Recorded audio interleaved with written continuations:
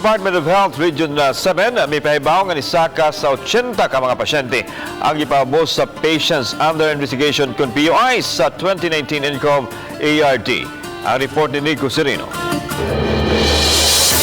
Gipahibaw sa Department of Health nga as of 12 noon, moabot na sa 80 ang mga pasyente under investigation kun mga PUIs sa 2019 nCoV ARD. Sa 80, 67 ang na-admit o gi-isolate, samtang na po ang na-discharge ubos gihapon sa hugot nga monitoring sa DOH. Usa na ang namatay sa virus.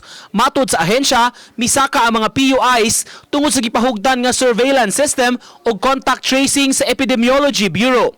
Sa pagkakaroon, gikumpirmar sa Research Institute for Tropical Medicine nga 30 sa mga PUIs negatibo sa 2019 nCoV, samtang duha ang nagpositibo. Gipaabot pa ang resulta sa 48 ka mga PUIs. Subling ipahimangno ang DOH sa publiko nga aron malikayan ang virus, kinahanglan ang saktong paghuga sa makamot, pag-ubo ug pagmintinar og healthy lifestyle.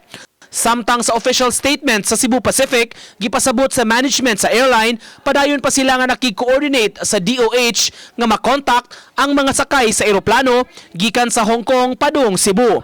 Ingon man sa eroplano gikan Cebu paingon sa Dumaguete. Nanawagan ang management sa mga pasahero sa mga flights nga wala pa makontak sa pakig-alayon kanila. Sa mga nakasinati sa mga sintomas sa nCoV ARD sa pag-adto dayon sa mga medical centers aron masusi. Nico Sereno, Balitang Bisdak.